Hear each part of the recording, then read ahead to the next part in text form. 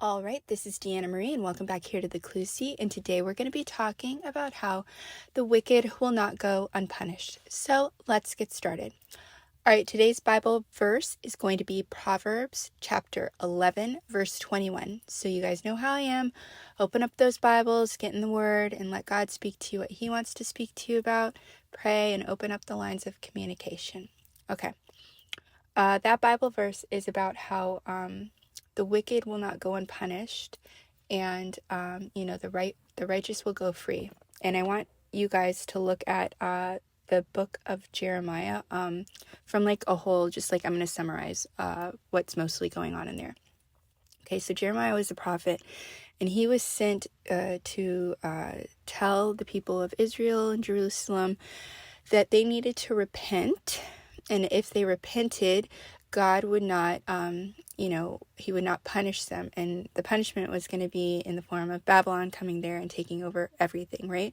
Because they were being disrespectful and they were not listening to God, and they set up all this idolatry, temples. They were doing even more heinous things than the people that God kicked out of the promised land so that they could live there, right? So Jeremiah sent there, and he warns them, and he warns them, and he warns them, and they keep doing what they're doing.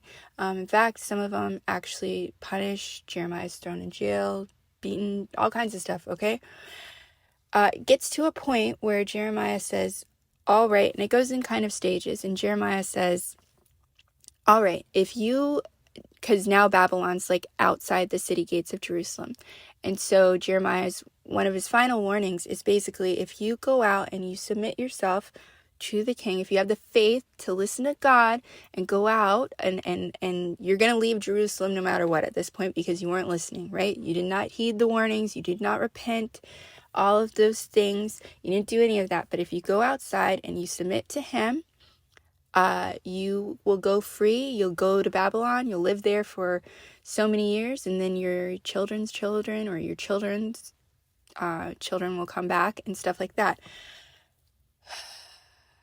Sadly, a lot of people didn't take that offer up, and so what ends up happening is that God lets King Nebuchadnezzar basically enact his form of punishment and basically tear down the walls, destroy the city, and stuff like that, because they were not being respectful to God. Okay, so what does that mean? The wicked will not go unpunished. Okay, I don't want you to think that God doesn't see what the wicked people, what the people that did really mean things to you, or they, screwed you over this way or that way. I don't ever want you to think that God doesn't see what they're doing, because he's very, very merciful, and he's very, very patient, and he will give people chance after chance after chance to do the right thing. But it comes to a certain point where, just like that king, that punishment is right outside the house, and it is staring at the people that did those wicked things to you.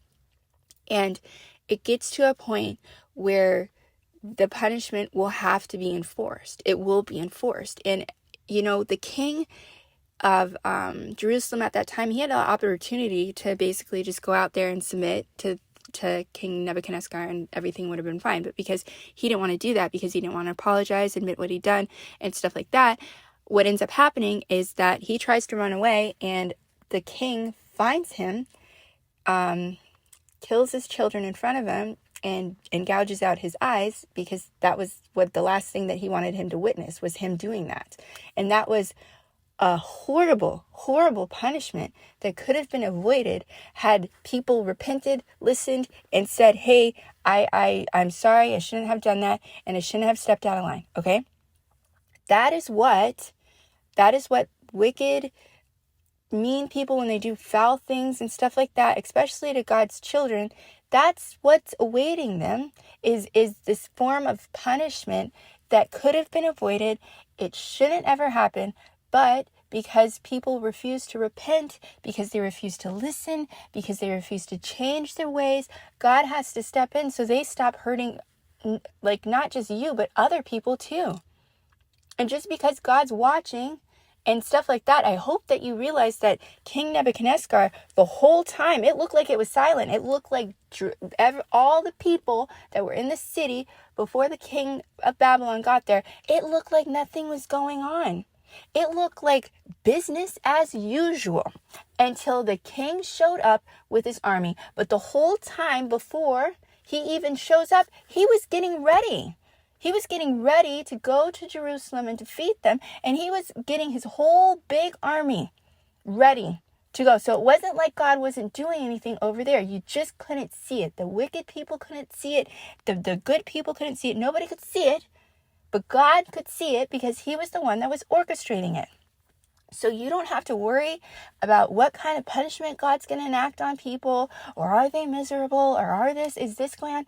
You shouldn't be worrying about that, because at some point, their King Nebuchadnezzar is going to walk up, stand outside the gates, and there's not going to be an opportunity to repent, say you're sorry, be truthful, because God won't care at that point. Their talking was over when that man showed up. So you think about that and you leave it up to God. He knows what he's doing, okay? So anyways, like, share, subscribe, and comment as always, and I will see you guys back here next time.